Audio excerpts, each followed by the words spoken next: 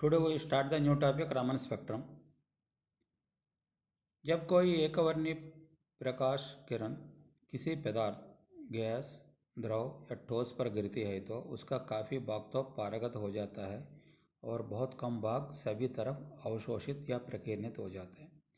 प्रकीर्णित विकिरण की वही आवृत्ति होती है जो आपतित विकिरण की होती है। इस प्रकार के प्रकीर्णन को रिले प्रकीर्णन कहते हैं। 1928 में रमन ने आपतित विकिरण के लंबवत प्रकीर्णित विकिरण को स्पेक्ट्रोग्राफ द्वारा देखा और बताया कि प्रकीर्णित विकिरण भी जितनी आवृत्ति आपतित विकिरण की जिनकी आवृत्ति आपतित विकिरण की आवृत्ति से कम या अधिक होती है। इस प्रकार के प्रकीर्णन को रमन प्रभाव कहते हैं। ये चित्र में देखा बीच में लाइन गाढ़ा लिखा था, उसमें देखना V = VI लिखा, मतलब इंसिडेंट लाइट की तीव्रता बराबर है आपतित की प्रकीर्णित की, तो इसको रिले प्रकीर्णन कहते हैं। राइट साइड और लेफ्ट साइड देख लीजिए। लेफ्ट साइड में क्या V > VI, इसको स्टोक्स लेंस कहते हैं। V < VI उसको कहते हैं एंटी स्टोक्स लेंस कहते हैं। आपतित विकिरण के समान आवृत्ति पर प्राप्त रिले लाइन या इनके दोनों तरफ प्राप्त लाइनों को रमन लाइन कहते हैं तथा इस प्रकार रेखा की श्रेणी को प्रकीर्णित पदार्थ का रमन स्पेक्ट्रम कहते हैं। वो स्पेक्ट्रम रेखाएं जिनकी आवृत्ति आपतित विकिरणों की आवृत्ति से कम या कम उन्हें स्टोक रेखाएं व जिनकी आवृत्ति अधिक उनको एंटी स्टोक रेखाएं कहते हैं। एंटी स्टोक रेखाओं की आवृत्ति स्टोक रेखाओं की आवृत्ति से कम होती है। एंटी स्टोक रेखाओं की तीव्रता स्टोक रेखाओं की तीव्रता से कम होती है। रिले लाइन व रमन लाइन के बीच आवृत्ति के अंतर डेल्टा V को रमन शिफ्ट कहते हैं। डेल्टा V = VI - VR या delta nu bar new I bar minus new R bar. New I bar greater than new R क्रमशः आपतित new I bar common new R बार क्रमशः आपतित व रमन लाइनों की तरंग संख्या है। रमन शिफ्ट का मान किसी पदार्थ के लिए हमेशा निश्चित होता है। डेल्टा न्यू को रमन आवृत्ति भी कहते हैं। किसी यौगिक के लिए डेल्टा न्यू एक अभिलक्षणिक गुण है। रमन प्रभाव को समनाभिकीय या विषमनाभिकीय अणुओं के कंपन व घूर्णन संक्रमणों को प्राप्त करने में उपयोग में लेते हैं। ध्रुवणता की संकल्पना। जब किसी अणु को वैद्युत क्षेत्र में रखते हैं तो ध्रुवित हो जाता है, जिससे अणु की आवेश आवंटन में विकृति आ जाती है। वह अणु में द्विध्रुव बनता है तथा प्रेरित द्विध्रुव μI उत्पन्न होता है। μI की मात्रा वैद्युत क्षेत्र E की तीव्रता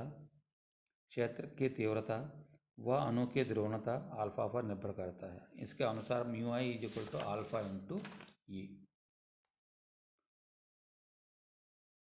की उपस्थिति में सभी अणु को प्रेरित द्विध्रुव आवर्त उत्पन्न हो जाता है। E = E0 sin 2π/μt विकिरण की क्या साइन कर्व के रूप में प्रसिद्ध करते हैं। E = E0 × sin 2π/μt, जहाँ न्यू = विकिरण की आवृत्ति, t = समय सेकंड में। समीकरण 1 तथा 2 से μI = alpha E0 sin 2π/μt समीकरण 3 लिख दो। इस समीकरण के अनुसार प्रेरित द्विध्रुव विद्युत चुंबकीय विकिरणों की आवृत्ति से दोलन करते हैं। इस प्रकार के दोलित्र अपने दोलन आवृत्ति के विकिरण उत्सर्जित करता है। यह पदार्थ द्वारा प्रकीर्णित प्रकाश में रिले लाइनों की उपस्थिति को समझाता है। काल्पनिक या घूर्णन गतियों के कारण ध्रुवणता के आवर्ती बनती है। इसके कुल ध्रुवणता का मान alpha = alpha 0 beta sin 2π/μit। Alpha 0 = साम्यावस्था में ध्रुवणता, बीटा = कंपन या घूर्णन के कारण ध्रुवणता की दर में परिवर्तन, μI = अणु की कंपन या घूर्णन की आवृत्ति। समीकरण 3 तथा 4 से μI = अल्फा 0 मतलब अल्फ़ा की जगह पे इसको रखना है। रखने पर क्या हुआ, mu i is equal to alpha 0 plus beta 2 sin 2 pi mu i t into E0 sin 2 pi mu t. इस समीकरण को अपन एक्सपेंड किया तो क्या होगा,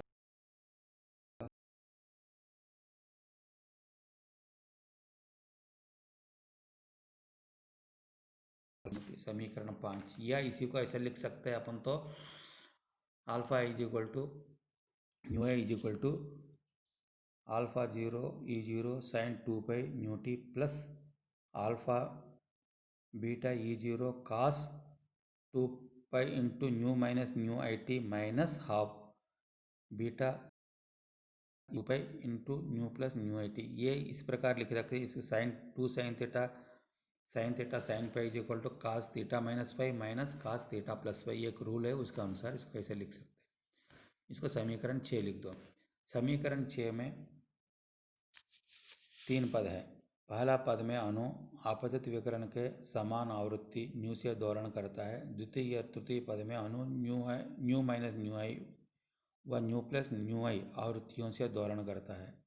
यह रेले रेखाओं के दोनों तरफ रमन लाइन की उपस्थिति को समझाता है। न्यू माइनस न्यू आई आवृत्ति वाली रेखा को स्टोक लाइन व न्यू प्लस न्यू आई आवृत्ति वाली रेखाओं को एंटी स्टोक लाइन कहते हैं। समीकरण 6 में बीटा इज इक्वल टू 0 हो तो mu i is equal to alpha 0 E0 sin 2 pi mu t, अर्थात उपस्थिति नहीं होगी, केवल रिले लाइन होगी। अतः इसके अणु रमन असक्रिय होंगे। अतः अणु के रमन सक्रिय होने के लिए कंपन या घूर्णन गतियों के कारण अणु के आणविक द्रवणता में परिवर्तन होना चाहिए।